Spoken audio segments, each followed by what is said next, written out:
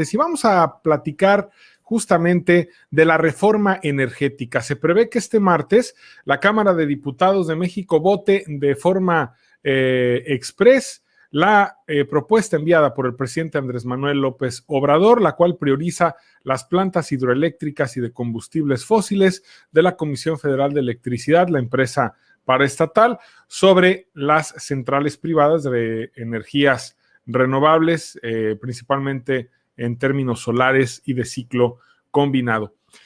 En medio de todo esto ha habido una gran discusión. Por ejemplo, la Coparmex sugiere que se frene esta reforma porque la considera como una amenaza ante la iniciativa privada y también dice que generaría aumento en los precios de la energía y que además habría un retroceso en materia ambiental.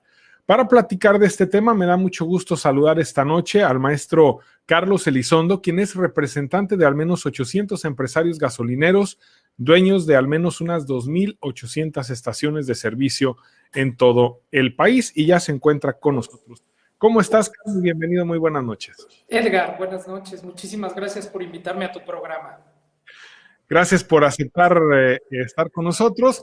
Bueno, ustedes como representantes o tú como representante del sector, ¿qué opina de esta reforma y qué opina de la postura, en este caso de Coparmex, entre otras que se han puesto en la palestra pública de cara a esta discusión y a esta posible reforma? Bueno, Edgar, la verdad es que de inicio te puedo decir que no todos los empresarios del ramo energético estamos contra la reforma. De hecho, incluso mis representados, que hemos estado en discusiones a lo largo de la semana, de las últimas semanas, coincidimos en que debe de haber ya un tema de protección al sistema energético nacional. Este tema de entrarle a la energía eléctrica y de proteger a la Comisión Federal de Electricidad, lo estamos celebrando abiertamente.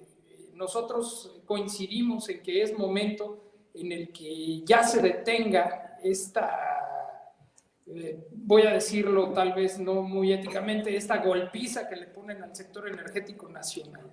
Muchos de nosotros, desde que empezó la reforma energética en el sexenio pasado, nosotros preveíamos muchas cosas de las que están sucediendo ahora y hoy el futuro nos alcanzó y nos está dando la razón. Hablo del sector gasolinero, por ejemplo. ¿Tú has visto en algún momento que el combustible baje de precio? Supongo que no lo has visto. Supongo que ves que hay aumentos de gasolina, pero ya vemos empresas extranjeras que están dando el servicio. Y entonces, ¿dónde estuvo la disminución del combustible? ¿Qué beneficios reales tuvo la reforma energética? Por citar el ejemplo de este momento, en el sector de la gasolina, ¿de qué nos ha servido poder ver empresas extranjeras dando el servicio cuando dan incluso el combustible más caro que las gasolineras? ¿Cierto? Que dicen Pemex, ¿no? Entonces, nosotros podemos ver con toda claridad que la reforma... Y que es la misma gasolina, perdón que te interrumpa, Carlos, es exactamente la misma gasolina. Es la misma gasolina y te voy a decir algo, todavía es más grave el tema de que promocionan que está aditivada, cosa que es una cosa ilegal. La molécula de combustible no la puedes modificar porque te la está entregando un ente mayor. El único que puede modificar la molécula en este caso es Pemex. Si llega a tu gasolinera y tú le echas un aditivo, estás incurriendo en un delito. Y eso la gente no lo sabe. Pero además te quiero decir, un delito entre comillas, porque ¿sabes cuánto aditivo le echan a 20,000 litros de gasolina? Una cubeta con 7 litros. ¿Cuánto puede aditivar 7 litros a 20,000 litros de combustible? Yo te garantizo que es llenar el tanque y echarle con un gotero una gota. Eso es lo aditivado. Y me parece que es incorrecto. ¿Por qué? Porque con esa aditivación de la que hablan, te venden el combustible hasta en un peso más caro, ¿no? El litro. Entonces, volviendo al tema de la reforma energética, podemos hoy ver con tristeza que nos engañaron una vez más, ¿no? creo que debemos regresar la reforma energética a como se encontraba antes y tal vez partiendo de ese origen, a lo mejor hacer una nueva reforma energética, pero realmente con beneficio social, ¿no? Finalmente ese es el tema. El combustible lo trae Pemex, lo distribuye Pemex con sus vehículos, con nuestras instalaciones, y digo nuestras porque Pemex sí nos pertenece a nosotros. Muy bien. ¿Qué puntos de la reforma consideras como los más importantes o los que realmente valen la pena de platicar? Mira, la reforma energética creo que tiene muchas cosas negativas. Por citar el ejemplo, creo que es una reforma equivocada en un sentido. Queremos copiar a los Estados Unidos, pero sin entregar el tema completamente. Entonces estamos en una reforma tipo Frankenstein, que no da ni para acá ni para allá. Te voy a citar un ejemplo. En los Estados Unidos, si tú tienes un terreno y de repente le picas y sale petróleo, el petróleo te pertenece a ti y tú puedes vendérselo o darle a cualquier empresa de los Estados Unidos o del mundo la situación de extracción petrolera. Aquí, si tú tienes un terreno y por desgracia tú le picas y sale petróleo, ya te condenaste.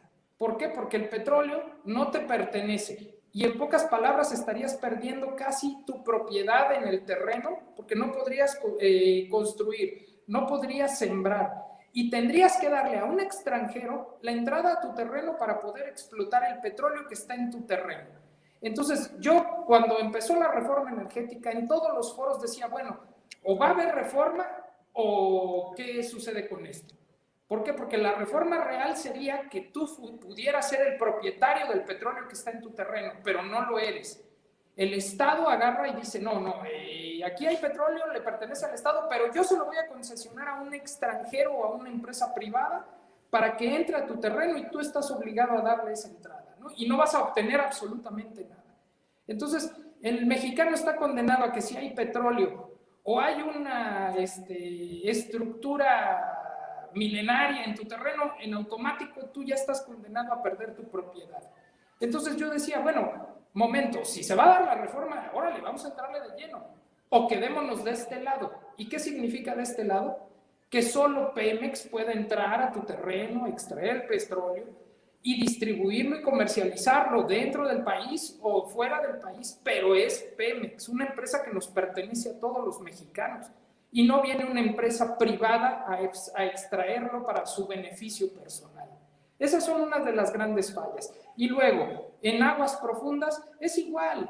O sea, llega la empresa privada, saca el petróleo y solo nos da el 40% de ese producto, solo por sacarlo. Entonces, creo que hay muchas cosas que se pueden modificar todavía. Afortunadamente, incluso te quiero decir algo, de todas las rondas de pozos petroleros que se dieron, en teoría ahorita Pemex y México debería estar sacando más petróleo y todos nos damos cuenta de que cada vez petróleos mexicanos y México tienen menos petróleo. Entonces falló la reforma energética. Las empresas extranjeras o privadas, dejémoslo ahí, no han metido un solo tornillo para sacar petróleo o para crear gasolina. ¿Cuántas refinerías privadas están construyéndose en México? Ninguna. La única y que ha sido muy atacada es la de Dos Bocas de este gobierno actual, ¿no? Carlos, en ese sentido, justamente te quería comentar, López Obrador ha insistido en la necesidad de invertir en Pemex, de rescatar de alguna manera Pemex, que tuvo muchos problemas en el sexenio anterior. En ese sentido, hubo mucha discusión en la campaña, decían algunos candidatos, ¿cómo es posible que se quiera invertir en petróleo cuando ya tenemos que ver hacia el futuro? Pero pues es lo que tenemos y que pues hoy por hoy es necesario el petróleo todavía para los automóviles, ¿no? Porque pues, los automóviles híbridos o eléctricos son carísimos y no hay para que la gente los pueda adquirir. En ese sentido, Carlos, ¿crees que es una buena idea seguir invirtiendo en Pemex, seguir fortaleciendo Pemex? Mira, te voy a responder esta pregunta de una manera. Hace unos meses, 15 de los superpresidentes de las superpotencias del planeta se reunieron hubo una reunión tipo como la que estamos ahorita, y se reunieron 15 presidentes para establecer el precio del petróleo, del barril de petróleo. No he visto que esos 15 presidentes se reúnan para otra cosa nunca más que no sea este tema. Una cosa que en teoría ya es algo que está saliendo del mercado y que tal vez ya no sirve, etcétera, etcétera, etcétera. 15 superpotencias sí se reunieron en torno al petróleo del mundo. Con eso creo que te respondo si es negocio, si hay que invertirle, si sirve o no. Sinceramente, yo no he visto a estos presidentes en esa misma reunión reunirse para saber si llegaron las vacunas, cómo se las van a repartir, cómo va la población, si invierten en alguna otra cosa. No, solo se han reunido para hablar de ese oro negro, el petróleo. Por supuesto. Ahora, quiero decirte, por ejemplo, que en Texas hay 30, solo en Texas hay 30 refinerías. Y en los Estados Unidos estamos hablando de casi 180 refinerías a lo largo y ancho de la Unión Americana. Y todavía siguen construyendo refinerías. Entonces de pronto dices, bueno, ¿por qué México, que solo está haciendo una? De pronto el Fondo Monetario Internacional dice que está equivocado. Casi todos los organismos económicos dicen que estamos haciendo mal. Sinceramente creo que también te respondo igual. Yo no veo que ninguno de estos organismos, cuando el gobierno mexicano reparte dinero a los viejitos o a los chicos que no pueden estudiar, se reúnan y le digan, no, México, estás equivocado, estás invirtiendo mal. No, solo cuando hacemos una refinería. Entonces, creo que eso es lo que realmente debe de importarnos a nosotros. El petróleo es el negocio del mundo, es el negocio actual, y obviamente pues hay demasiados intereses mundiales. Y por eso nos atacan tanto cuando hablamos de nuevas refinerías, cuando hablamos de nuevas pozos petroleros, etcétera, etcétera. Carlos, para ir cerrando el tema, no ha subido la gasolina, si bien no ha bajado, pero más o menos se ha mantenido estable. Ha habido algunos incrementos de repente, pero no se ha disparado con los niveles que se disparó en el sexenio pasado. Pero ¿consideras que esto se va a poder mantener, se va a poder sostener ahora que se va a discutir y posiblemente aprobar esta reforma?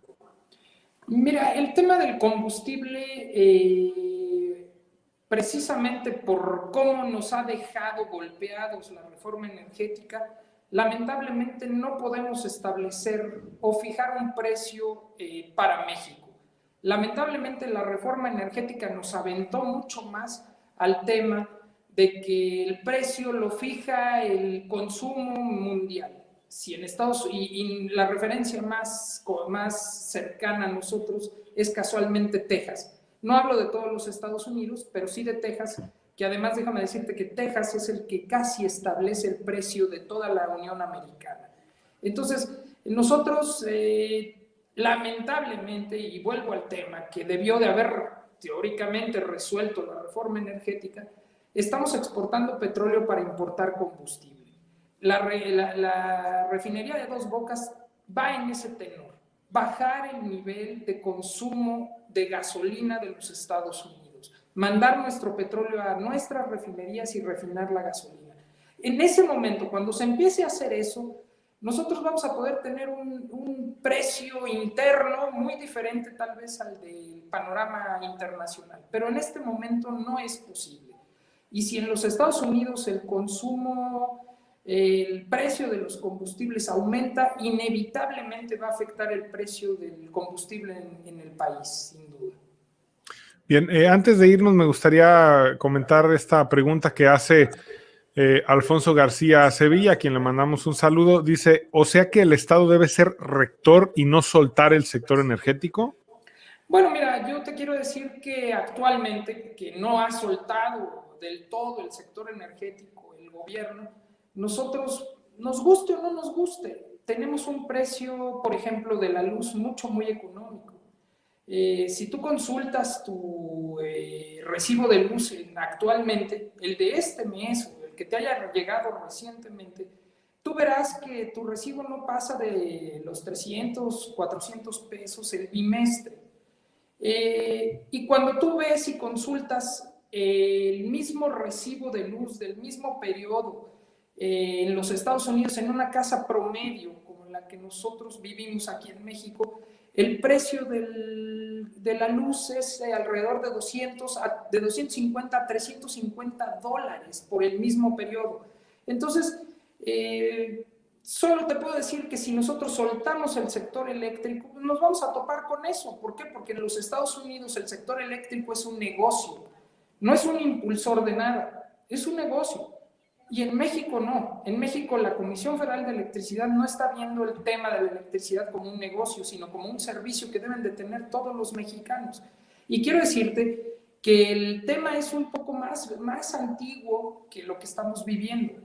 El sector energético de México y la Comisión Federal de Electricidad, por cierto, muy concretamente, nació como respuesta a que las 3 empresas norteamericanas que en 1937 daban el servicio, solo lo daban en las ciudades, en los lugares donde se podía pagar, pero olvidaban a las zonas rurales y a las zonas que tenían, se encontraban deprimidas económicamente. No es diferente lo que está pasando hoy. Lo que está pasando hoy es que los empresarios están peleando exactamente los únicos sectores que producen ganancia en este terreno de la energía, ¿no?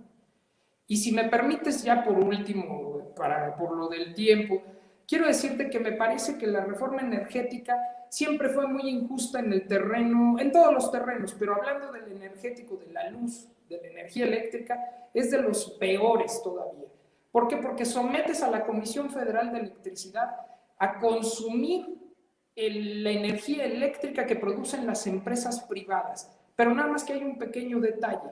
Y todo el mundo habla de que hay empresas privadas que han creado energía, plantas solares, eólicas, etc. ¿Cuánto cableado han hecho esas empresas para llegar a fábricas, empresas y hogares? Porque no nada más se trata de crearla y ya la estoy produciendo. Y a la Comisión Federal de Electricidad la han sometido al grado tal de que yo la produzco y utilizo tus cables para llegar a la empresa, para llegar a la fábrica o para llegar a tu hogar. Y entonces, ¿dónde está la inversión real? O sea, me parece que tenemos que salvar a nuestra Comisión Federal de Electricidad. Debemos ir porque nos vamos a proteger nosotros mismos. Esa es mi opinión muy personal, ¿no? Sí, sin contar también lo que ya nos decía otro especialista, de que pues estas empresas no pagaban la electricidad cuando no podían generarla por cuestiones climatológicas y etcétera, ¿no? Correcto, correcto. Ahora, bueno, perdón, si puedo... Sí, adelante, concluye, claro. Ahora, quieren acusar a México de que es un contaminante y que vamos a regresar a tecnologías anteriores. Quiero decirles que nuestra competencia no es en los Estados Unidos. Estados Unidos no podemos competir con los Estados Unidos. Nuestra verdadera competencia es China. ¿Por qué? Porque nosotros, al igual que los chinos, le queremos vender a los norteamericanos y ser totalmente competitivos para venderle a los norteamericanos. En China, el 100% de la energía eléctrica es producida por diésel y todos los fósiles. Sí, carbón todo. El combustóleo que aquí sobra y que necesitamos poner en algún lugar, es exactamente con lo que China crea su energía eléctrica. Lo único que sucede es que China ahora, últimamente, lo que ha hecho es mandar estas formas de originación de energía eléctrica a zonas muy concretas y las está sacando de la ciudad. Pero está creando zonas altamente contaminantes que incluso va a tener la población china, va a tener que salir de esas zonas de vivir. O sea, así de grave es el tema, ¿no? Claro.